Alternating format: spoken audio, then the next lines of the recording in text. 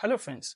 Welcome to the new episode of Love List, a series in this YouTube channel where we talk about relationship tips and how to take our relationship to a brand new level, creating happy moments in your relationship.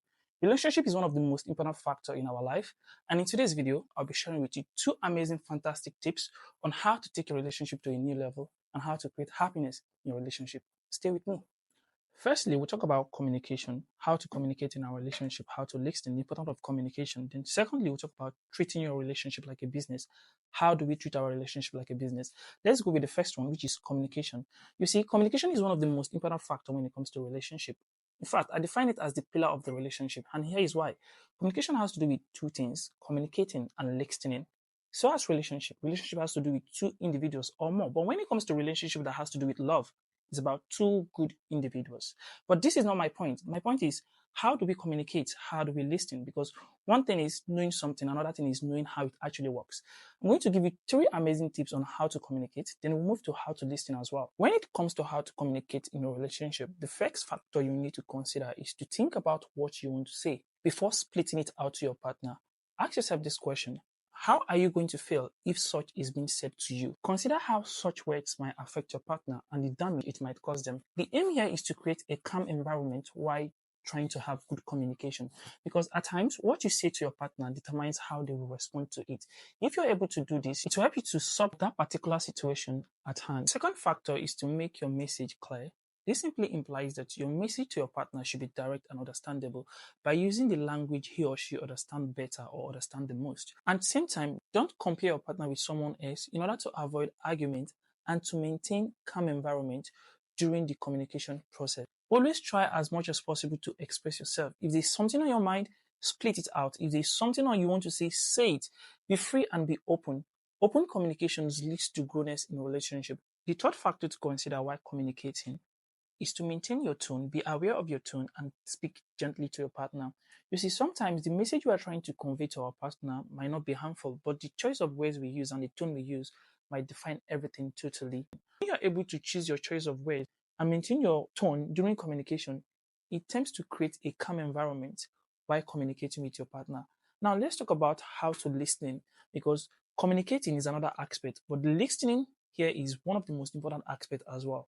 Because one thing is to communicate, another thing is to listen. They go two sideways. When it comes to how to listen in a relationship, the first thing you want to consider is to give genuine attention and interest. This is letting your partner to be aware that you're there with them while they are talking to you, by making body gesture, by nodding your head, making eye contact, saying something that conveys that you're not just hearing them, at the same time understanding everything they're telling you. Another factor to consider when it comes to listening during communication is allowing your partner to speak without interruption. And here are the amazing things when you do during communication. First, to be able to understand, allowing you to get a full gist before saying anything to your partner helps you to understand what they are trying to say. That way you're not going to judge them on the first time, but you understand the things you them and you give a full reply to how you understand what they are saying or what they are saying or what they are saying. Secondly, it's the message you expect. It shows that you expect to say. At the same time, it shows how communication is to. Furthermore, not interrupting your partner during communication creates first and foremost. Second is to let your partner speak clearly. Feel free to express yourself without fear of being cut off. In that way, you're trying to make the communication more honest and authentic, which leads to meaningful communication. In conclusion, it will give trust when your partner feels heard and understood. That's it for me. Let's talk about the second point, which is your relationship. How you take care of your relationship.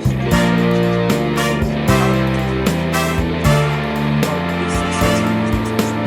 The first knowledge of who their clients, who their customer is, the kind of product they want and how they want it. Same applies to relationship. A successful relationship is one where the both partners know their point of interest, how they feel, and how they want the relationship to go or to grow. There is this ideology I call check and balancing. You see, in a successful business, you want to know how much you make on a daily basis, how much you make on a weekly basis, how much you make on a monthly basis, in order for you to know at the end of the day how much profit you make, either from a particular product. And this is kind of related to our business. You want to know how your partners behave. Hello, I'm not saying you should monitor your partner, and I'm not saying you should bring the past. What I'm trying to say here is very simple.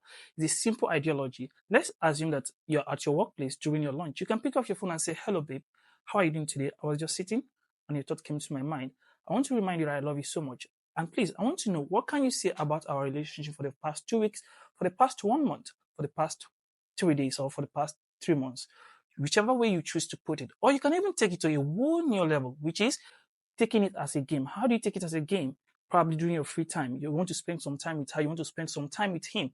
Grab two pieces of paper and say, babe, take one, let's play a game. Whoever win this game, we have such a this token or that token. What are you trying to create? What you're trying to create here, you're trying to create a happy moment while trying to find out what problems or how you will take your relationship to the next level.